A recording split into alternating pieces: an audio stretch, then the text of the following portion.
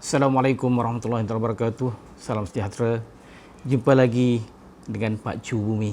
Pada kali ini Pak Chu akan menceritakan tentang macam mana minyak dan gas terbentuk, atau dengan kata lain dalam industri petroleum, yang Pak Chu akan fokus lebih kepada industri petroleum Malaysia.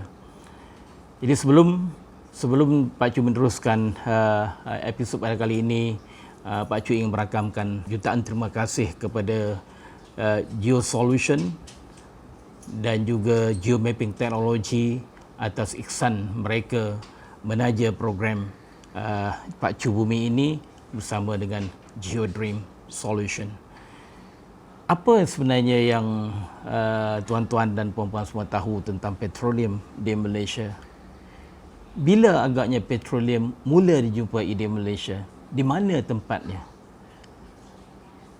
Jadi ini merupakan satu perkara yang perlu kita ketahui, kita sebagai rakyat Malaysia, di mana petroleum mula-mula sekali dijumpai pada tahun 1882 di Miri, Sarawak atau di Kuala Baram, di mana pada masa itu petroleum dijumpai sebagai bahan berminyak yang timbul di permukaan bumi.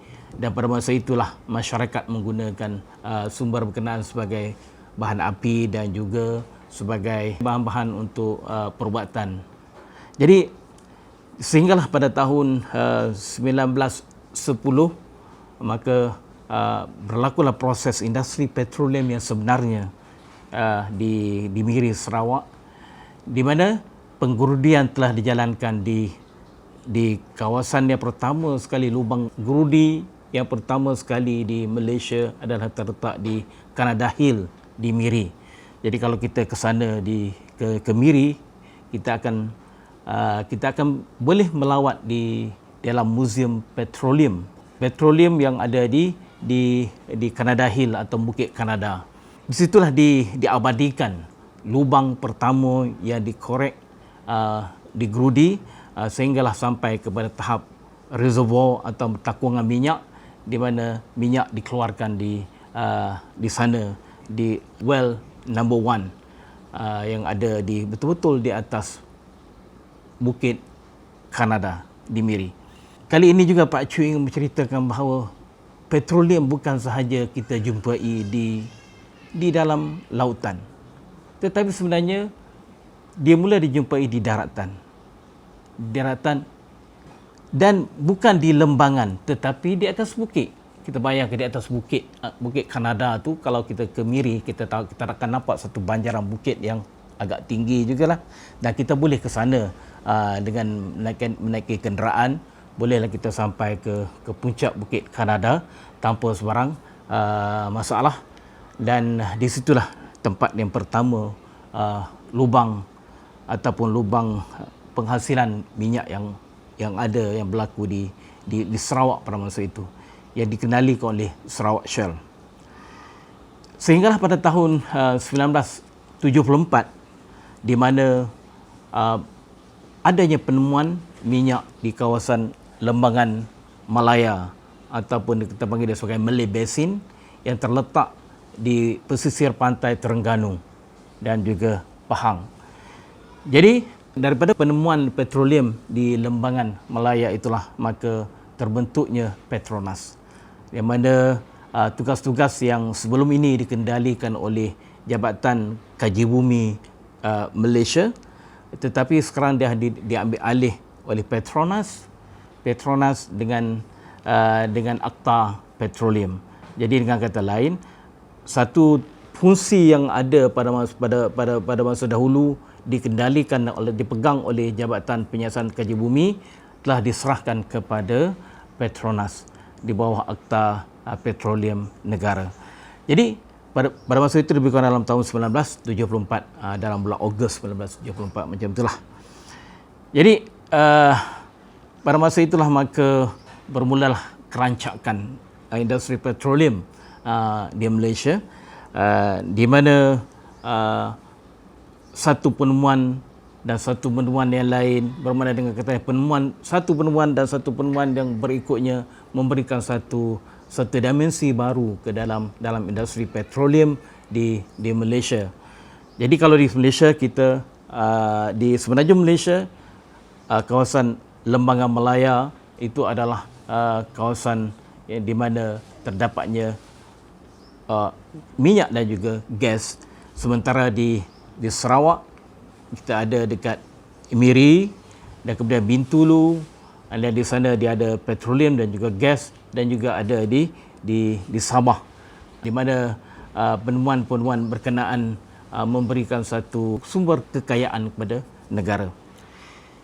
Jadi sebenarnya benda ini adalah yang berkaitan dengan industri petroleum ini. Biasanya tuan-tuan dan juga adik-adik semua dah belajar di sekolah.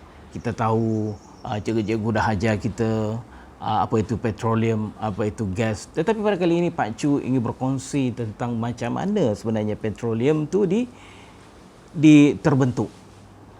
Jadi untuk mengulas perkara berkenaan, Pak Chu memerlukan 2 episod. Jadi dengan kata lain, ini adalah episod pertama yang berkaitan dengan minyak dan gas, dan kemudian episod yang kedua juga adalah berkaitan minyak dan gas, tetapi lebih kepada macam mana kita nak mengeluarkannya, macam mana kita nak mencarinya dan sebagainya.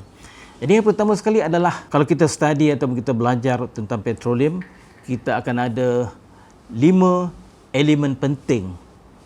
Tapi tanpa pengetahuan daripada 5 elemen penting ini, maka kita tak kenal dan kita tak tahu apa itu petroleum. Yang pertama, dia mesti melibatkan batuan punca ataupun source rock dia.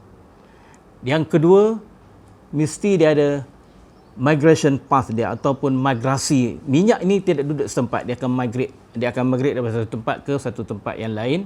Itu migration path dia. Dan yang ketiga adalah reservoir. Reservoir ini adalah takungan minyak, di mana minyak akan tertakung di situ.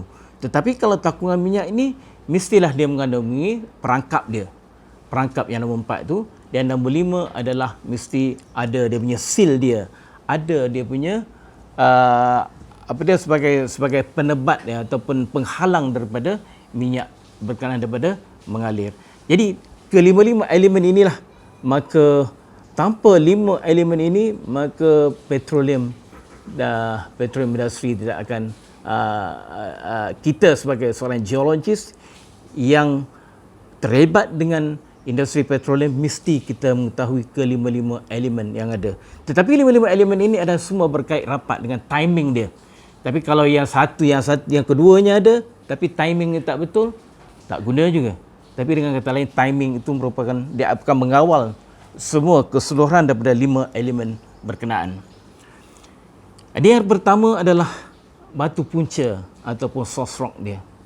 Jadi source rock dia mesti dia mengandungi adalah macam kita dekat dapur kita lah. Kita ada bahan-bahan untuk kita masak benda-benda yang kita ingin sediakan. Mestilah dia kena ada garam dia, mesti dia kena ada ajinomotonya, mesti ada gulanya, ada santannya, ada dan macam-macam benda yang perlu ada. Begitu juga dengan source rock atau batu punca ini, mesti dia mengandungi karbohidrat, mesti mengandungi protein, mesti lemak dan sebagainya. Semua ada elemen-elemen berkenaan. Tetapi yang paling penting sekali adalah dia mesti ada tinggi kandungan karbon dia. Jadi daripada karbon itulah maka akan ada terbentuknya hidrokarbon. Tanpa karbon, macam mana nak terbentuknya hidrokarbon? Hidrokarbon itu adalah terdiri daripada karbon dan juga hidrogen. Tapi tanpa karbon, tak akan wujudlah petroleum. Jadi dalam source rock ini adalah mengandungi bahan-bahan berkenaan. Daripada mana datangnya karbon berkenaan?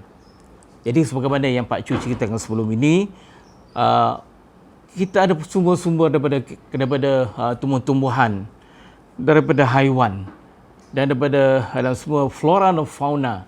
Jadi kalau flora mati dan kemudian dia akan merebut atau akan dibawa oleh sungai, sistem sungai dan sebagainya, kemudian dibawa jauh ke dalam lautan. ataupun dia masuk ke dalam lautan dan kemudian bercampur dengan batu, bercampur dengan clay ataupun lempung. Jadi lempung yang mengandungi bahan karbon ataupun elemen-elemen karbon yang ada di dalam bahan lempung itu merupakan satu batu punca. Jadi batu punca itu sebagai contoh adalah shale atau shal yang berwarna hitam atau kita panggil dia sebagai shal berkarbon.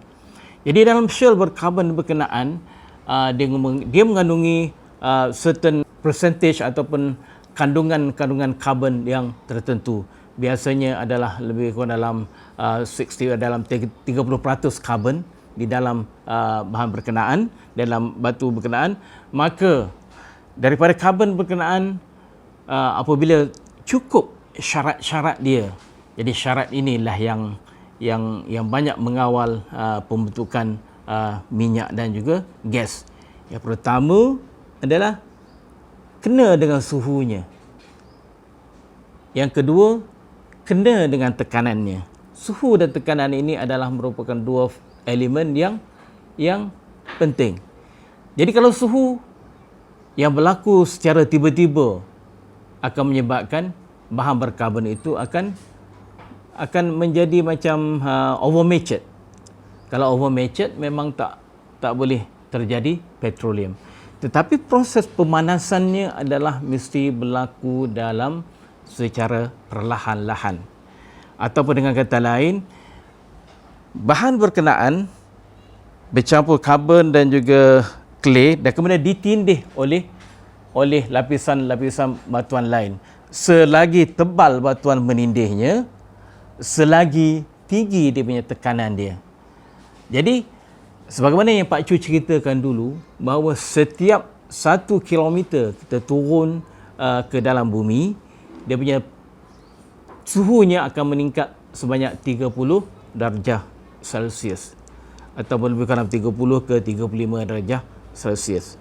Jadi kalau kita bayangkanlah dalam untuk mencapai suhu 60 darjah Celsius, maknanya lebih kurang dalam 1 km, 2 km, dalam lebih kurang 3 km dia punya ketebalan batuan berkenaan mungkin boleh mencapai ke suhu 60 darjah Celsius. Jadi dengan kata lain, proses berkenaan, proses peningkatan suhu itu adalah berlaku secara perlahan-lahan hasil daripada pengenapan atau penindihan oleh sedimen-sedimen lain di atasnya. Atau dengan kata lain, proses peningkatan tekanan dan juga suhu berlaku secara perlahan-lahan di dalam jangka masa geologi yang mengambil masa jutaan tahun. Jadi bahan berkarbon berkenaan akan bertukar menjadi kerogen, kita panggil dia kerogen. Dan daripada kerogen itulah maka berlakunya satu proses dipanggil expulsion, di mana kerogen atau bahan berkarbon yang dia kalau dari segi kimianya agak kompleks macam mana kerogen ini. Di kerogen ini akan bertukar kepada sama ada petroleum, kepada minyak dan juga gas.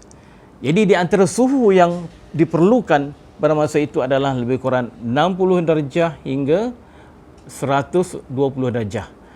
Jadi dengan kata lain, kalau sekiranya suhu di bawah 60 darjah, cuma gas akan wujud. Jadi gas ini kita panggil dia sebagai metan, gas metan. Sebab itulah kalau kita tengok ada laporan sebelum ini, kita tahu bahawa dia gali ataupun gorek telaga, tiba-tiba keluar gas dan kemudian dia nyalakan dia, jadi benda tu menyala. Sebagai contoh di Kelantan, di delta Sungai Kelantan, dia korek telaga untuk mendapatkan bekalan air, tetapi dia bersama-sama air itu keluar dalam bersama dengan gas dan boleh menghasilkan sumber tenaga.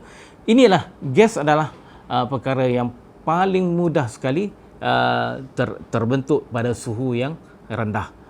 Jadi tapi di antara 60 hingga 120 darjah Celsius berkenaan, maka akan banyak terbentuk petroleum, minyak dan juga gas.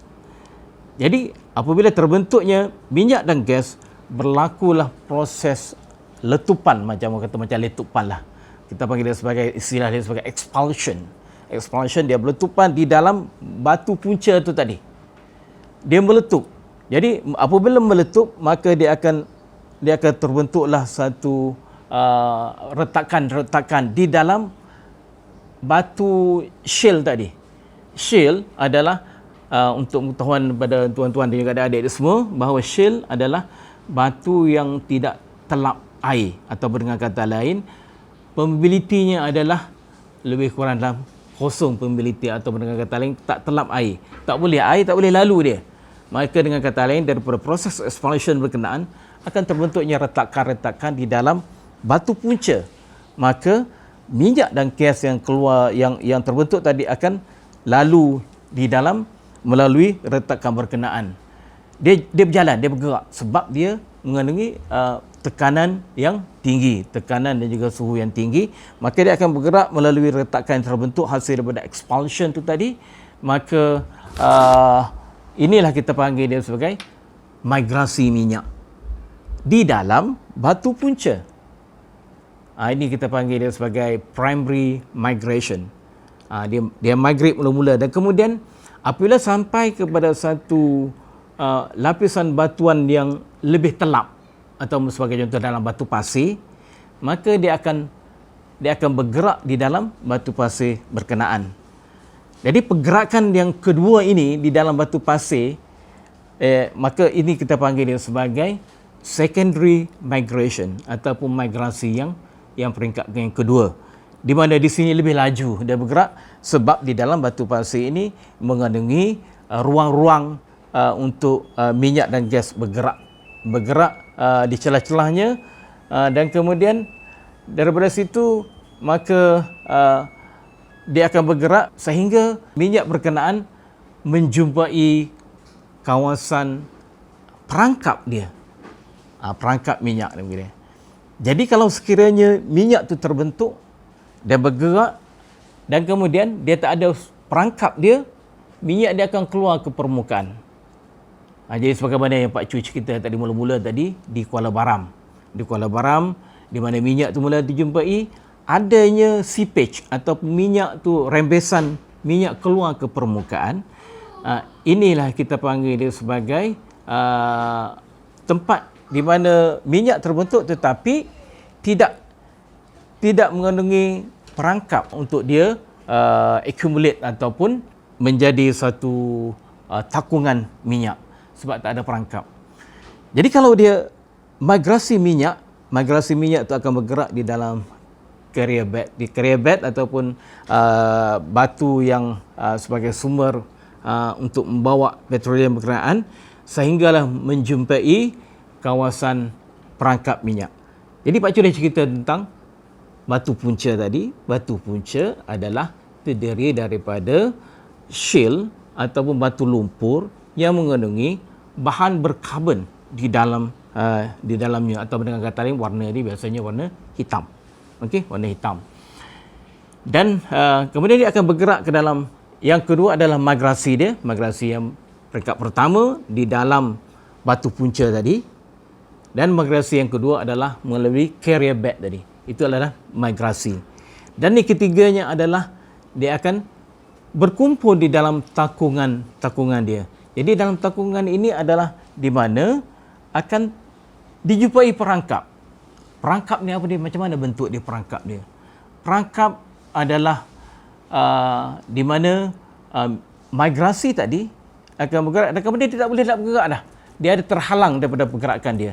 Apabila terhalang daripada pergerakan, maka dia akan berlakulah pertambahan minyak di dalam takungan berkenaan. Jadi macam mana bentuk dia? Bentuk trap ataupun perangkap tadi. Perangkap ni adalah yang pertama, yang Pak Cu dah cerita dalam episod yang sebelum ini, adalah dia panggil dia perangkap struktur dia. Jadi struktur perangkapnya yang pertama adalah anticline ataupun anticline, di mana di situ adalah tempat di mana apabila apabila minyak bergerak dan kemudian dia tak boleh nak bergerak lagi ke atas, sehinggalah dia akan terkumpul di kawasan anticline tu tadi. Dan juga yang keduanya adalah perangkapnya adalah sesar ataupun fault. Fault macam tu kalau bergerak dan kemudian apabila dia sampai kepada fault, dia tak boleh nak bergerak lagi. Fault itu sebagai penghalang daripada pergerakan. Maka berlakulah takungan minyak disebabkan oleh perangkap sesar ataupun fault trap. Okey. Dan kemudian ada juga perangkap minyak adalah hasil daripada lapisan-lapisan sedimen itu sendiri. Kalau lapisan tu tiba-tiba ada lapisan batu pasir, tiba-tiba akan adanya batu yang tak telap atau dengan kata lain batu shal atau batu lumpur, di mana pengumpulan akan cuma berlaku di dalam batu pasir dan tidak berlaku di dalam batu shal, sebab shal itu adalah yang tidak telap. Maknanya dengan kata lain, minyak dan gas tidak boleh melaluinya. Jadi ini kita bagi dia sebagai stratigraphic trap. Dan ada lagi adalah minyak juga boleh terperangkap di dalam retakan-retakan yang berlaku di dalam batuan. Jadi Pak Chu pada cerita macam mana retakan itu terbentuk hasil daripada hasil daripada tegasan ataupun compressional forces akan terbentuk yang retakan. Jadi kalau retakan yang banyak, itu merupakan satu tempat yang sesuai juga untuk minyak berkumpul sebagai medan minyak. Tetapi perangkap ini dia akan tak terjadi perangkap kalau sekiranya tak ada penebat dia ataupun seal dia ataupun seal rock dia. Jadi seal rock ini adalah batu di mana dia terhalang daripada bergerak tu. Jadi terhalang ini adalah dengan kata lain, sifat batunya adalah mesti mengandungi kandungan lempung ataupun clay yang tinggi, ataupun dengan kata lain dia ada batu lumpur ataupun shale.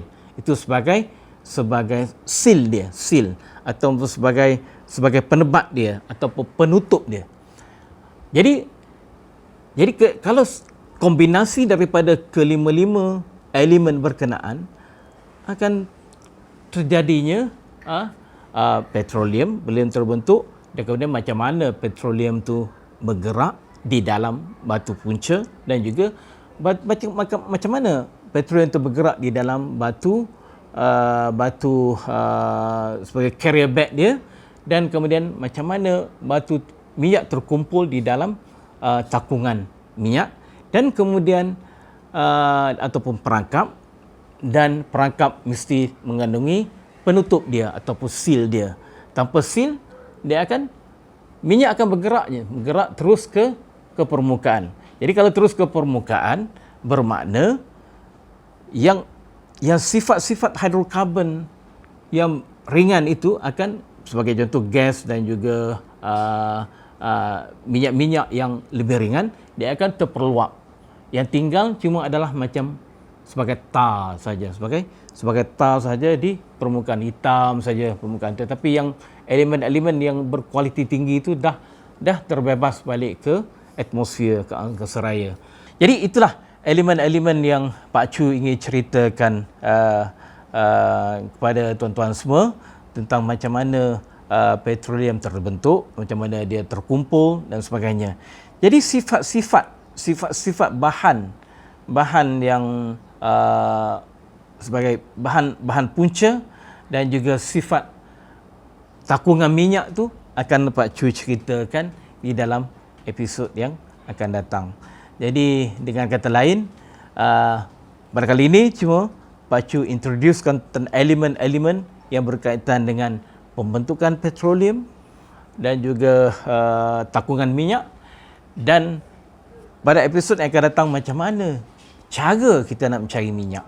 Ini lebih menarik, dan kita tunggulah sama-sama bersama Pak Chu untuk menceritakan, untuk tahu secara lebih lanjut macam mana cara kita cari minyak, dan adakah senang ataupun susah, dan macam mana minyak daripada dalam bumi itu kita keluar ke permukaan bumi. ada dekat pelantar-pelantar minyak di mana-mana di Malaysia ini, ada di Miri, ada di Terengganu, di Kertih tu adalah kawasan di mana adanya banyak pelantar-pelantar minyak yang